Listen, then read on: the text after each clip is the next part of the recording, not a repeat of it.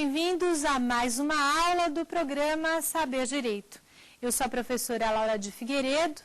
Nós estamos no curso de Ética Profissional com temas especialmente selecionados dada a sua importância, seja para o acadêmico do curso de Direito, seja para você que quer conhecer um pouco mais sobre essa carreira, seja para o próprio advogado que precisa aplicar, conhecer a ética e aplicar estes princípios, essas regras, para melhor concretizar o direito dos seus clientes e os seus próprios direitos. Vimos temas como inscrição na OAB, honorários, impedimentos e incompatibilidades na nossa última aula. E neste final, vamos ver as infrações que o advogado pode praticar, as sanções aplicadas pelo Tribunal de Ética nos respectivos processos administrativos disciplinares. Tema da aula de hoje, portanto, processo administrativo disciplinar. Eu quero agradecer a presença dos nossos alunos que participam dessa aula, trazendo também as suas perguntas, as suas dúvidas sobre os temas aqui tratados. O Fagner Gonzaga, a Jaqueline Saliba e o Daniel Lucas. Obrigada pela participação. As suas dúvidas, críticas e sugestões podem ser enviadas para o e-mail saberdireito@stf.jus.br.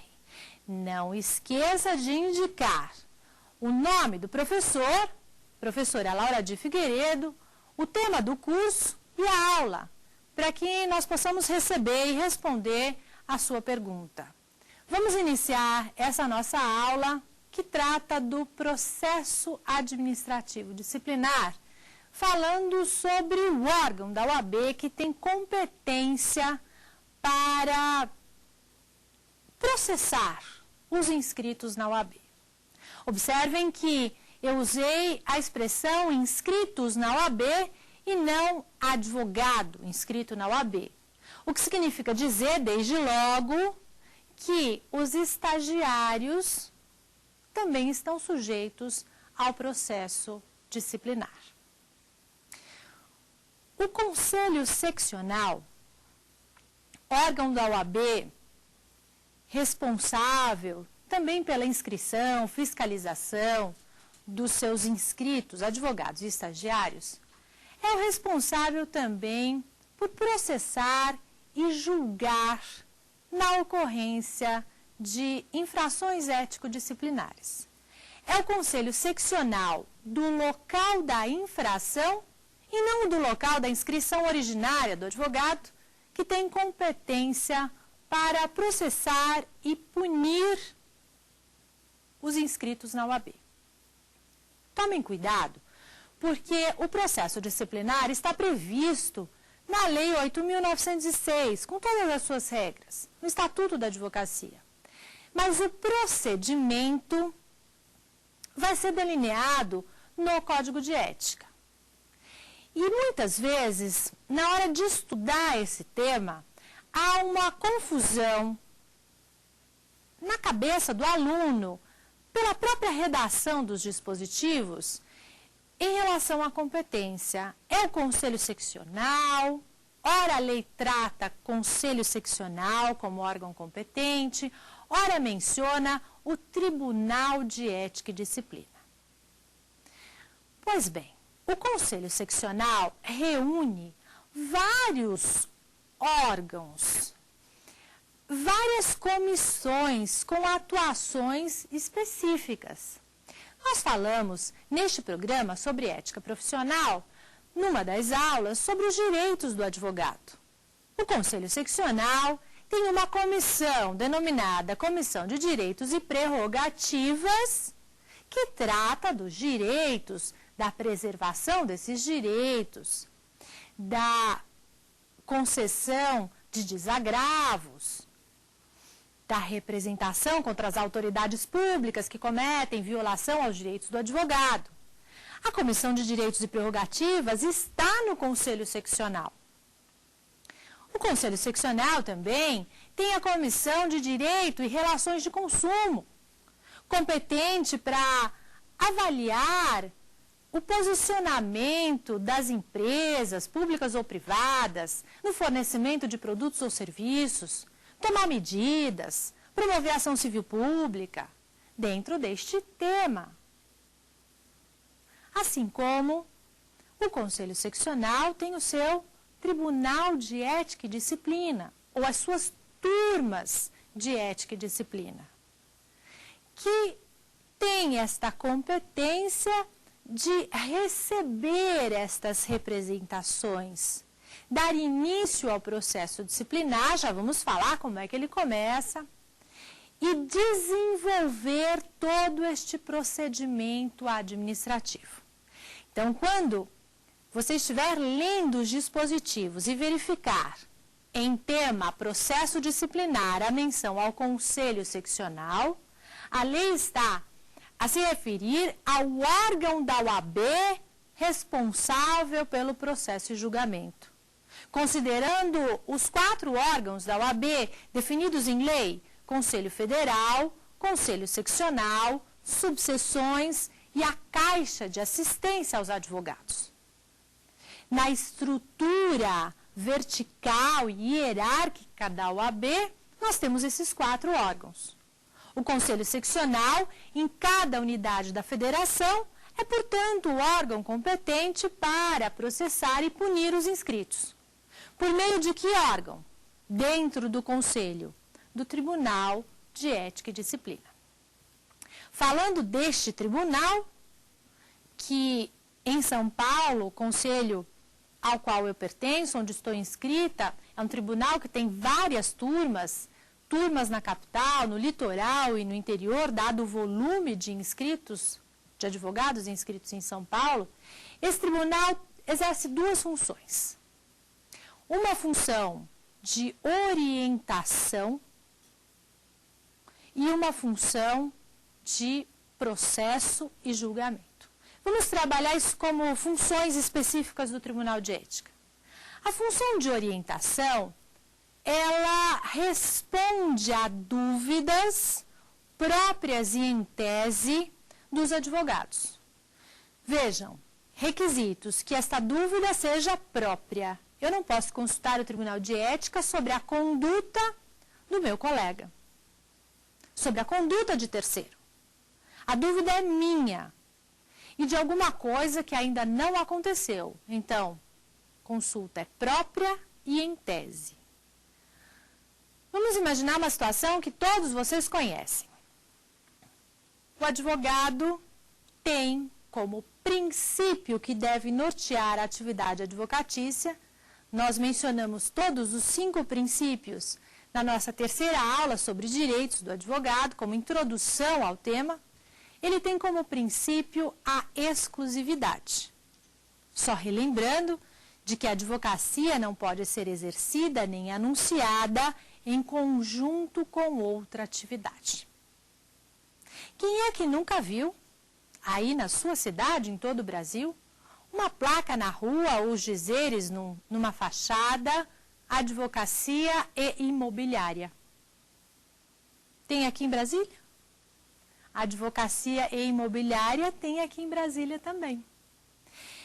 Esta junção, advocacia e contabilidade, advocacia imobiliária, tão familiar, tão conhecida, viola o princípio da exclusividade. Certo ou errado? Viola. Ok. É uma infração, portanto. Se eu pergunto ao Tribunal de Ética: Tribunal, eu acabei de me inscrever e quero estabelecer o meu escritório de advocacia dentro da casa de um colega meu, de um amigo meu, dono de uma imobiliária. Isto é possível? Digamos que eu não conheça a vedação legal. O tribunal vai responder: não, doutora Laura Di, não é possível, porque a advocacia exige, em proteção ao sigilo profissional, o caráter de exclusividade. Monte o seu escritório, estabeleça o seu domicílio profissional, o seu endereço em lugar exclusivo, sem nenhum outro profissional, sem nenhuma outra atividade. Agora, função orientadora do tribunal. Agora, imaginem que eu pergunte de maneira diversa. Tribunal, eu estabeleci o meu escritório de advocacia dentro da imobiliária do meu primo. Lá eu tenho uma mesa, o meu computador, e eu anuncio o meu escritório no mesmo endereço, o telefone é o mesmo, a secretária é a mesma, a recepção é a mesma. Eu fiz direitinho o Tribunal de Ética. A minha atitude estava correta? Eu questiono, fazendo o uso desta função do tribunal. Eu posso fazer essas perguntas. Eu fiz a pergunta própria? Fiz. A dúvida é minha. A pergunta era em tese? Não. Eu já estabeleci o meu escritório naquela imobiliária. Eu cometi infração? Sim. Então, vejam, eu fui para uma pergunta na função orientadora do tribunal, mas noticiei ao Tribunal de Ética o cometimento de uma infração. Como é que o tribunal vai responder? Identificada a infração disciplinar, devidamente comprovada pela consulente, oficio a turma disciplinar para instauração imediata do processo administrativo. Perguntou errado, saiu processado. Então vejam, nós conversávamos aqui no intervalo e a Jaqueline falava, puxa professora, mas tem tantos detalhes. Esse é um detalhe, Jaqueline.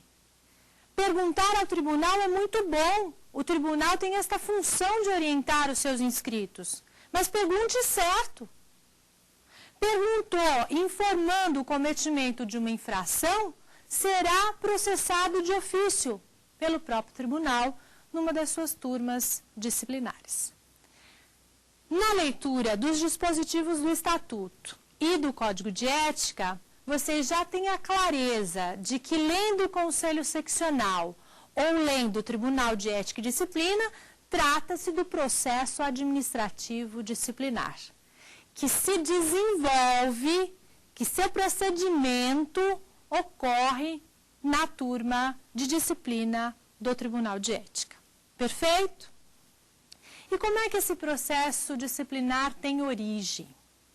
Acabamos de ver uma modalidade de origem do processo, com essa pergunta equivocada do advogado que dá a notícia do cometimento da infração. Então, de ofício, o processo é instaurado. Formas de instauração, portanto, do processo disciplinar, ou por representação, que pode ser oferecida por qualquer pessoa, mas não pode ser anônima. Qualquer pessoa pode representar. Se esta pessoa não souber escrever, o tribunal reduzirá a termo o seu relato. Não é preciso advogado, constituir um advogado para representar o advogado na OAB. A parte que se sente prejudicada, em geral, o cliente ou o ex-cliente, faz a representação da notícia de um fato que, em tese, pode ser uma infração disciplinar. Quando trabalhamos o tema honorários, nas aulas anteriores, ao terminar a aula, um dos câmeras aqui, da técnica do Saber Direito, falou para mim, então, professor, eu já aprendi. 50% de honorários não pode. É proibido. O Conselho Federal já se manifestou e disse que é abusivo, excessivo, infração. Não é verdade? Eu falei, exatamente.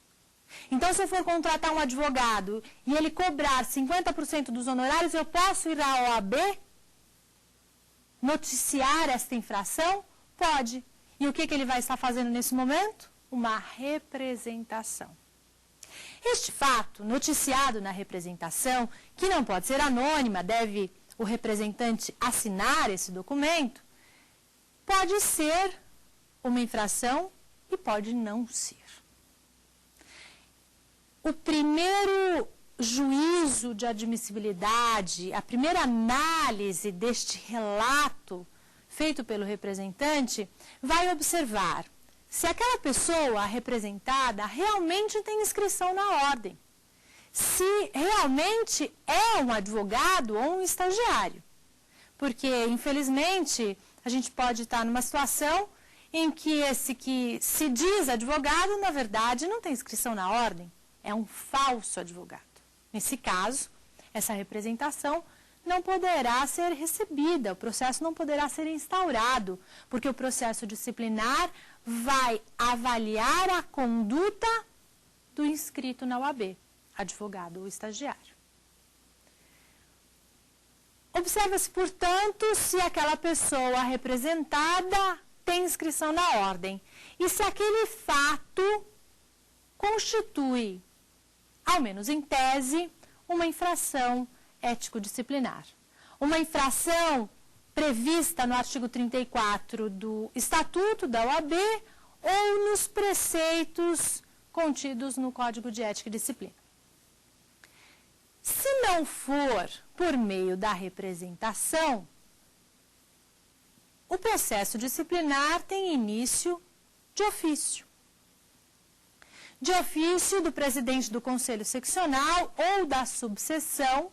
A subseção é um órgão administrativo da OAB, uma divisão administrativa necessária quando o Conselho Seccional tem uma área territorial muito grande, é preciso estabelecer várias subseções, algumas subseções para facilitar os trabalhos de auxílio, fiscalização e acompanhamento dos advogados. Lá em São Paulo, cidade em que atuo e tenho a minha inscrição, nós temos subseções até em bairros. É o Conselho Seccional que cria a subseção e que delimita a sua área territorial.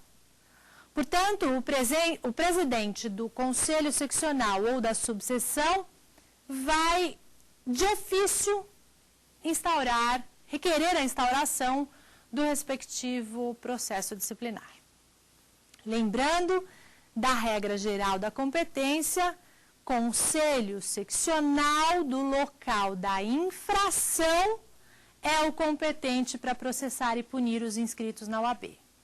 Tem exceção, pessoal. Quando esta representação for contra membros do Conselho Federal da OAB, órgão máximo, ou presidentes dos conselhos seccionais, ela deve ser levada ao Conselho Federal. Então, eu tenho aí uma competência originária do Conselho Federal, na hipótese de ser o representado presidente do Conselho Seccional ou membro do Conselho Federal da OAB. É bem verdade que algumas subseções, quando forem integradas por um conselho, também podem receber representações, instaurar e instruir os processos disciplinares, mas não poderão julgar. Então, quando a infração foi praticada na área territorial de uma subseção, quando esse advogado representado tiver a sua inscrição naquela subseção, o processo pode ali tramitar, mas não poderá ocorrer o julgamento. A competência da subseção ficará restrita à instrução até a conclusão da fase de instrução do processo, instauração e instrução. Neste processo disciplinar, os princípios constitucionais da ampla defesa e do contraditório são preservados. As fases permitem a defesa que pode ser realizada pelo próprio advogado representado, como por um advogado constituído ou mesmo por um defensor dativo nomeado pelo presidente do Conselho Seccional ou da subseção. Quando acontece essa defesa com o dativo nomeado. Esse dativo é um membro da OAB, alguém que exerce essa função graciosamente em defesa dos colegas, e é nomeado quando o advogado representado não for encontrado ou for revel. Os prazos para todas as manifestações no processo disciplinar é de 15 dias, inclusive para recurso. A primeira manifestação é a defesa prévia. O advogado foi intimado, não foi encontrado, não atualizou seu endereço no cadastro da ordem, ou foi encontrado, recebeu a intimação e não realizou a defesa no prazo legal. Nos dois casos, não encontrado ou revel, será nomeado um defensor dativo para ele. Essa primeira manifestação, a defesa prévia, é um ato fundamental e de importância muito grande no processo disciplinar. Também devem ser arroladas as testemunhas nessa defesa prévia, como podem ser arroladas na representação, até o número de 5. Mas, mais do que arrolar as testemunhas, a defesa prévia no processo disciplinar deve entrar no mérito. Ela é uma defesa prévia, assim denominada, mas é uma defesa de mérito, efetivamente, na qual devem ser apresentados todos os argumentos, todas as provas, para que a gente possa impedir o prosseguimento desse processo administrativo disciplinar. Explico. Depois da apresentação da defesa prévia, considerando, portanto, lá naquela primeira análise que o representado é inscrito na ordem e que a infração noticiada realmente é factível, está prevista no estatuto ou em algum preceito do Código de Ética, esse representado é intimado a oferecer a defesa no prazo legal e depois disso o relator, que é um membro da OAB designado para acompanhar a instrução desse processo, ele vai avaliar, ele vai opinar, na verdade, sobre a necessidade de prosseguimento ou de arquivamento do feito. Olha que oportunidade que o advogado tem de espancar as dúvidas que se colocaram pelo próprio cliente contra ele, nesse momento no procedimento administrativo disciplinar. O relator tem em mãos a representação, todas as alegações do cliente, todas as acusações contra o advogado. Mas ele tem agora em mãos também a defesa prévia, que entrou no mérito, que trouxe todos os argumentos e todas as provas. E ele vislumbra que, na verdade, houve um equívoco por parte do cliente.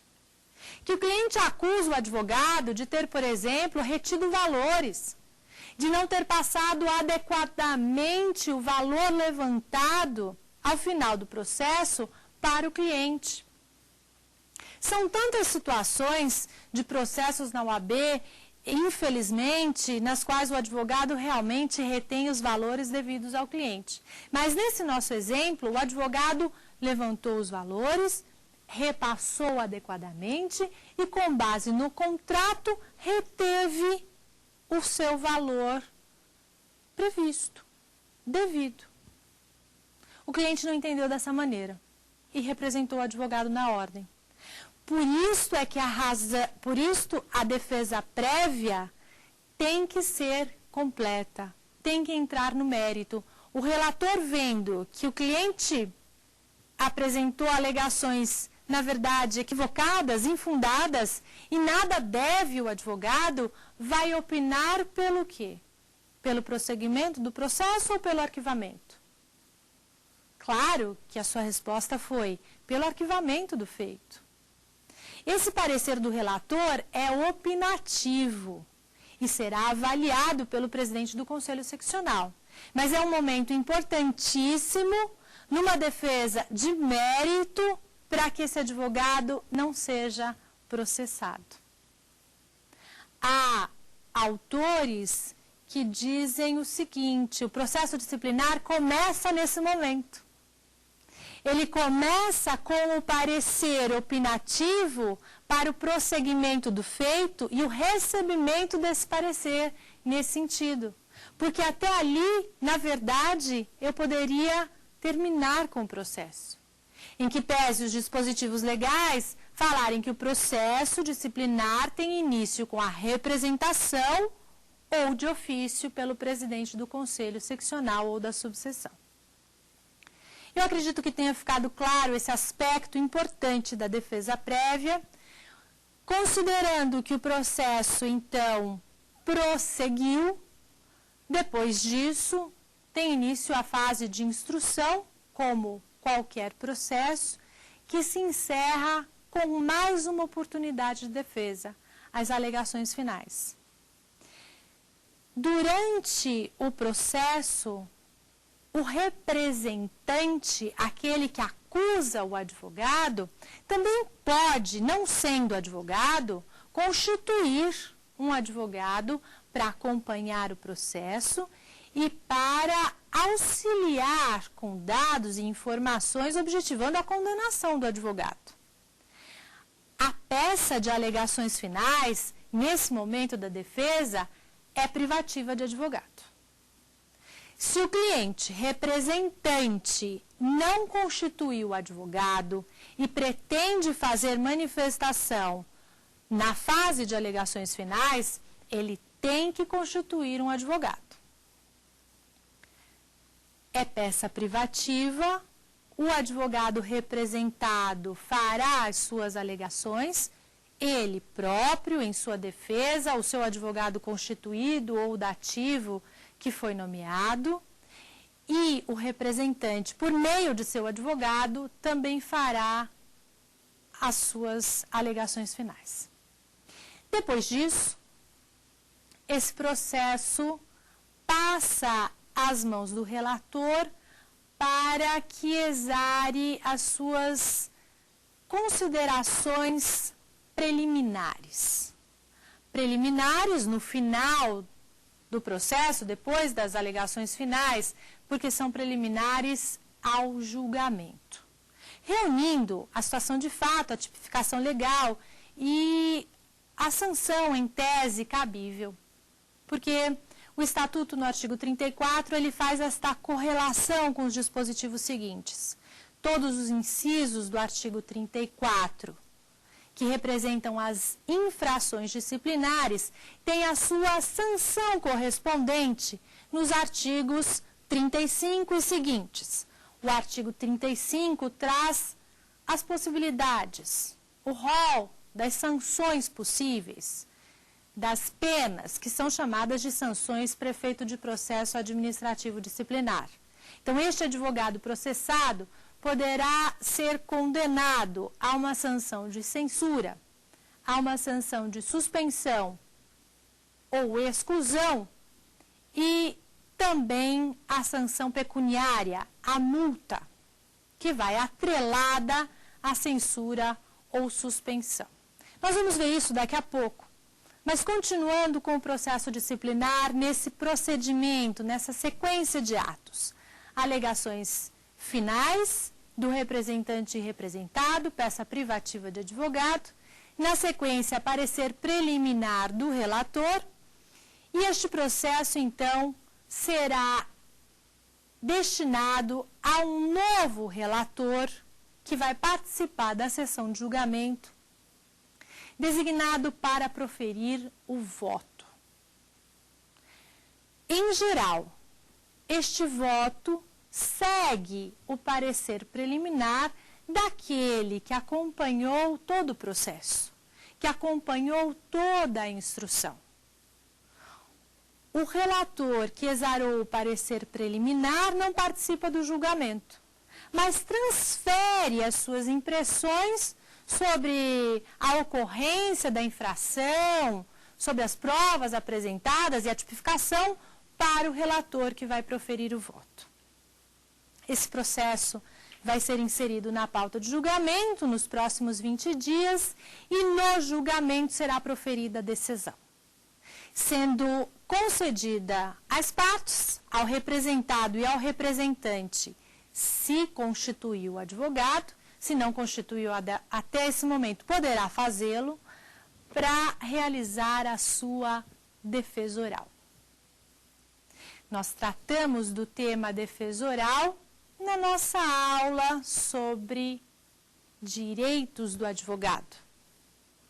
Direito que está previsto no artigo 7º do Estatuto e foi objeto da análise do STF quanto à sua constitucionalidade, em relação ao momento adequado para que o advogado realize a sua sustentação oral.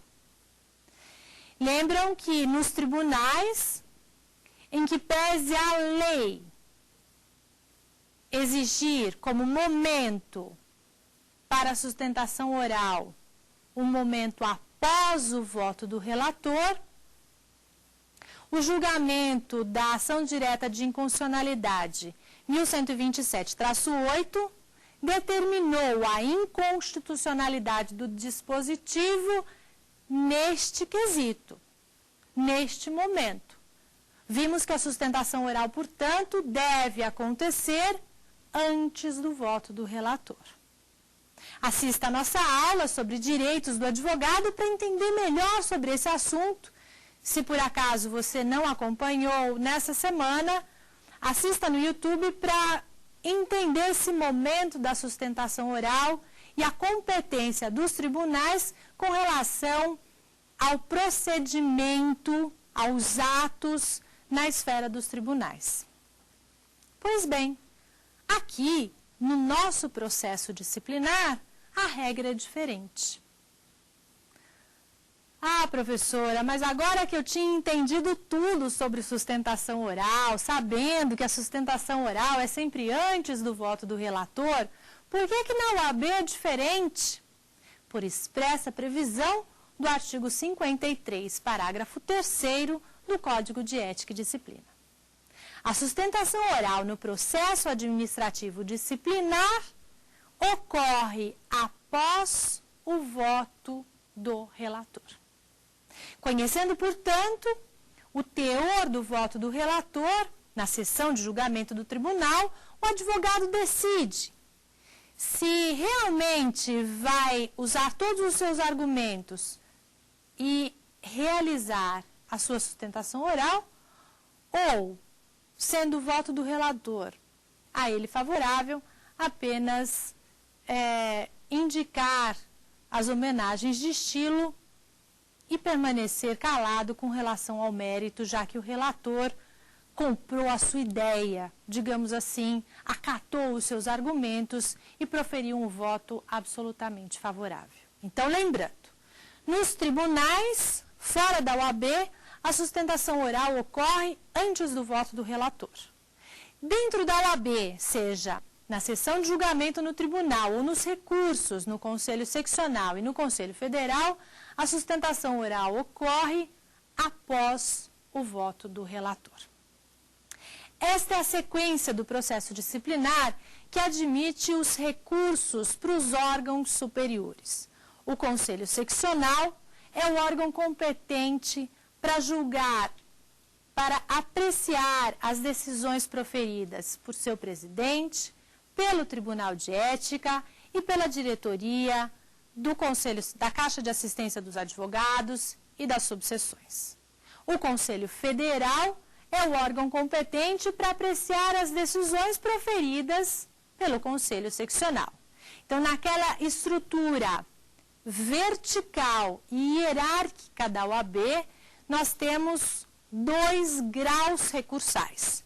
Decisão proferida no TED é avaliada em grau de recurso no Conselho Seccional e esta decisão proferida no Conselho Seccional poderá, segundo os requisitos legais, ser apreciada em grau de recurso pelo órgão máximo Conselho Federal. Vamos falar um pouquinho sobre essas sanções que podem ser aplicadas ao final, com a sentença trânsita no processo disciplinar. Já mencionei na aula de hoje que o artigo 34 do Estatuto traz o rol das infrações disciplinares, sem prejuízo de outras condutas esparsas na lei e também de violação a todos os preceitos contidos no Código de Ética. Dou um exemplo. Se o advogado viola uma regra de publicidade e o capítulo publicidade está inserido no Código de Ética e Disciplina, há uma infração disciplinar, uma infração ético-disciplinar. Ele vai responder ao processo disciplinar por violar um preceito contido no Código de Ética. E quais são as sanções possíveis nestes processos disciplinares? O advogado condenado poderá, respondendo com essa sentença trânsita, esgotando todos os recursos no processo, ter uma pena de censura, uma pena de suspensão, a exclusão e a multa. Estão todas no artigo 35 do Estatuto. Nós fizemos a menção na ordem, e esta ordem também demonstra a gravidade da censura para exclusão. Nós saímos da pena mais branda à pena mais grave. A censura é uma reprimenda que vai ficar registrada nos assentamentos do advogado. É uma sanção de natureza leve, que não implica em nenhuma restrição para o exercício profissional, mas fica registrada e será levada em consideração para efeito de novos processos disciplinares, para efeito de reincidência. Quando o advogado é primário, quando existe uma circunstância atenuante, e as circunstâncias atenuantes estão lá no artigo 40 do Estatuto, a primariedade é uma delas, essa censura pode ser convertida em advertência. A advertência é como uma pena alternativa, substitutiva à censura e, portanto, mais branda do que a censura. Qual é a diferença?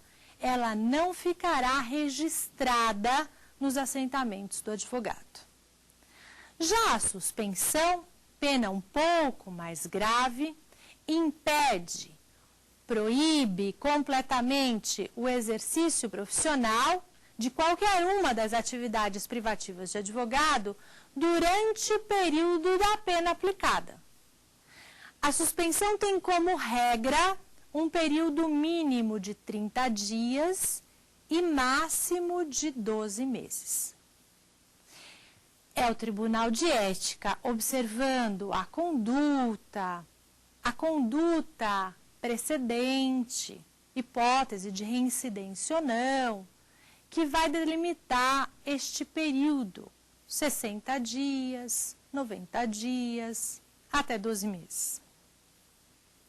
No entanto, existem 3 infrações que chamam a atenção por representarem exceção a este prazo padrão da censura. Se a lei diz que o prazo máximo é de 12 meses, nas exceções poderá ser aplicado prazo indeterminado. Suspensão por prazo indeterminado, até que o advogado cumpra determinada obrigação. Anotem os incisos para fazer essa leitura com calma depois, na hora dos seus estudos sobre as infrações e sanções.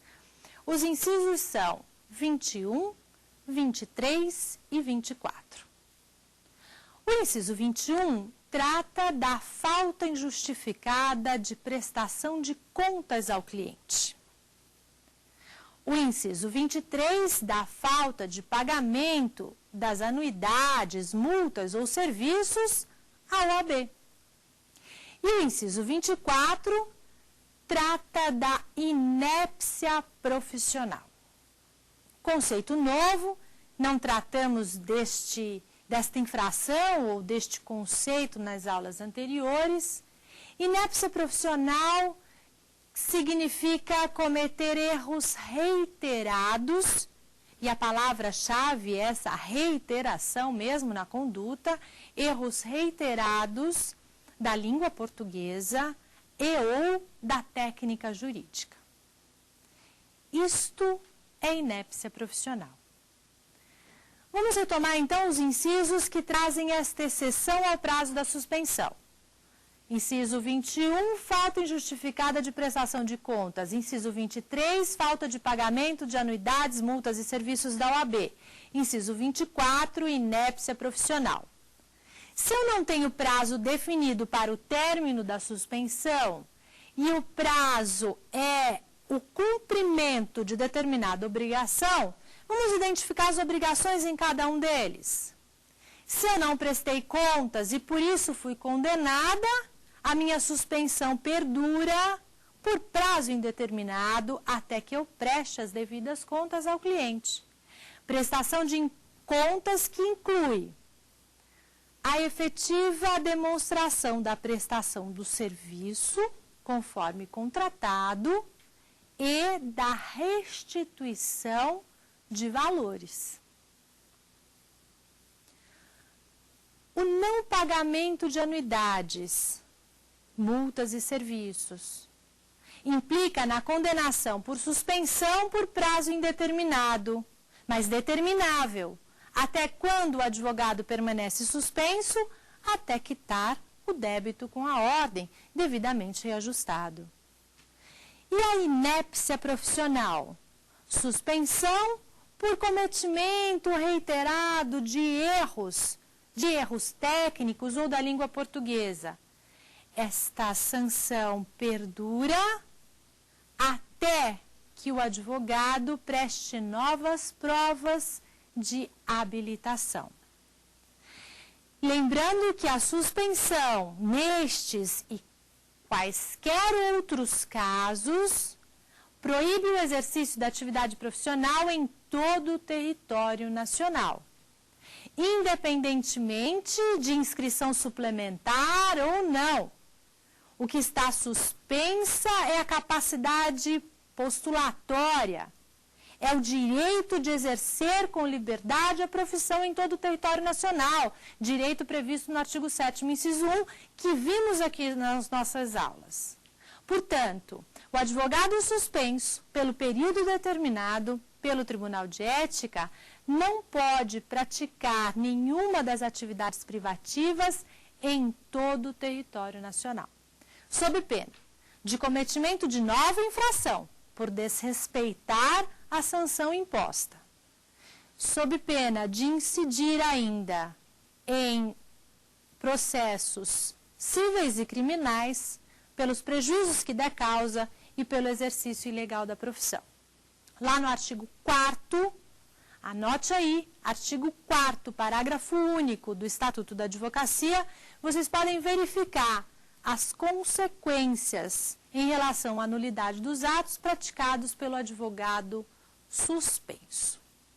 E para encerrar, a última sanção, a mais grave, a exclusão, que vai implicar no cancelamento da inscrição. Este cancelamento da inscrição, esta pena de exclusão, é a única que não pode ser aplicada autonomamente pelo Tribunal de Ética e Disciplina. O Conselho Seccional competente, pela manifestação favorável de 2/3 de todos os seus membros, é que vai determinar o cancelamento da inscrição deste advogado.